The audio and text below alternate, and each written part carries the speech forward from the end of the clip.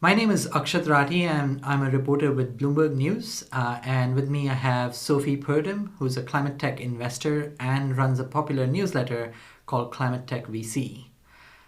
2020 was supposed to be the year of climate, but we all know what happened. Luckily, we now are facing into 2021, a year that could be the year of climate. And partly that's because we have in the White House a president who understands climate science. Joe Biden has promised to invest $1.7 trillion dollars over the next 10 years in the clean energy space in the pursuit of creating 10 million jobs, jobs that we crucially need at a moment when there's an economic recession, but also jobs in a sector that we need to be able to meet climate goals. In 2020, one of the sectors that received a lot of attention is electric vehicles. Not just cars, but trucks and buses too. Sophie, what happened? So much in electric vehicles in particular. And I have to say, one thing that rose to the top was the hype and excitement around this new vehicle called a SPAC. And now SPACs stand for Special Purpose Acquisition Companies. And they've been particularly popular in electric vehicles, in part because they allow electric vehicle companies to go public earlier. And so a SPAC is simply a shell company that will allow for the acquisition of a business without going through the labor intensive, cumbersome, slow IPO process. And so that means also that SPAC companies can talk about their future projected revenues in a way that traditional IPO candidates cannot. So, aside from that financial lesson there, it's relevant for electric vehicles because, as we know, they're very capital intensive. And also, they tend to be, at least in the US right now, pretty early in their maturation curve. And so, 2020 has been enormous for electric vehicle SPACs. And so, this is really a growth story that we've seen in particular focused on electric vehicles, where there's been an insurgence of interest from ESG investors looking to fund climate tech. And, you know, Akshat, EVs don't work without batteries. And I'm wondering if you can provide perspective on that side of the equation. So, where does the US stand on batteries now? So, the US is very good at innovating on batteries. It has, in the past and currently, some of the most advanced battery companies on the planet.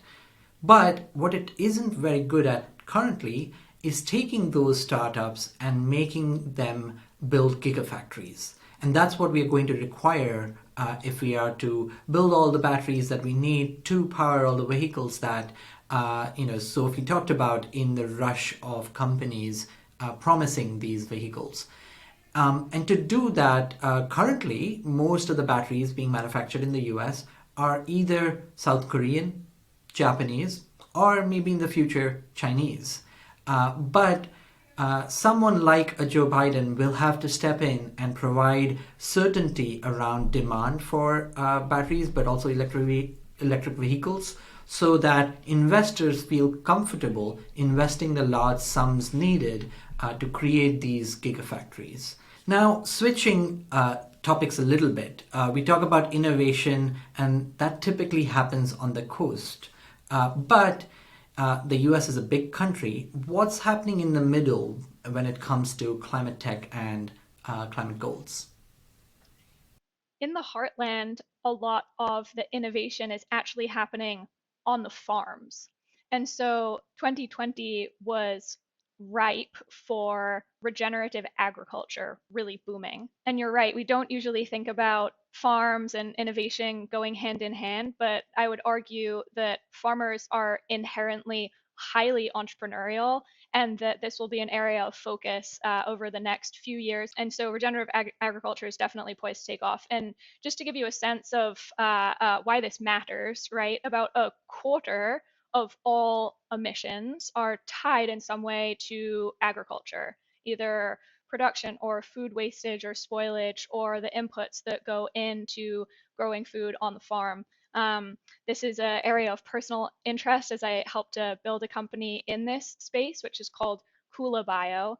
And at Kula, for example, we use microbes to produce a sustainable nitrogen fertilizer.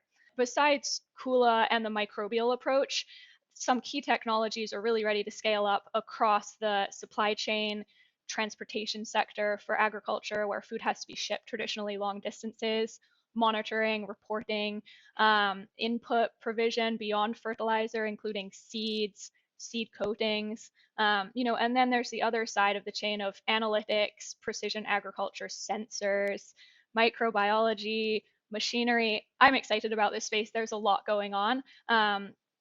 Passion for agriculture, aside, I think there's no way that we can electrify tractors or power, hydrolysis to produce these microbes without a key input, and that key input being clean electricity. It's really the back of this, and this whole movement that we're calling climate tech. And so Biden set out this goal to make the grid carbon free by 2035. And I'm wondering your perspective on, is that even possible? It's certainly a big challenge because no country, small or large, has made that commitment yet. Lots of countries have said they'll reach net zero emissions by 2050, which in itself is going to be very hard. But to clean up the grid all the way within 15 years is certainly going to be a challenge.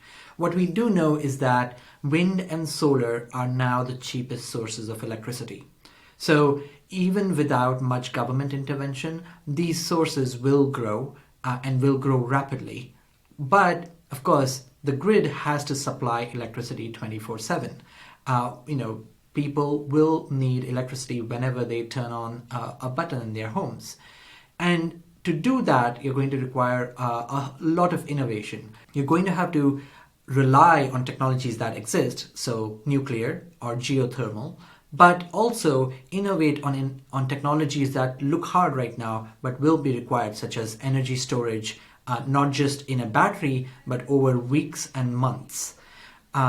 What we know is that scientists say getting to about 90% of electricity coming from carbon-free sources is doable within the 2035 timeframe. The last 10%, however, is going to be the hardest. And that's why we need innovation. Thanks for listening, and thank you, Sophie.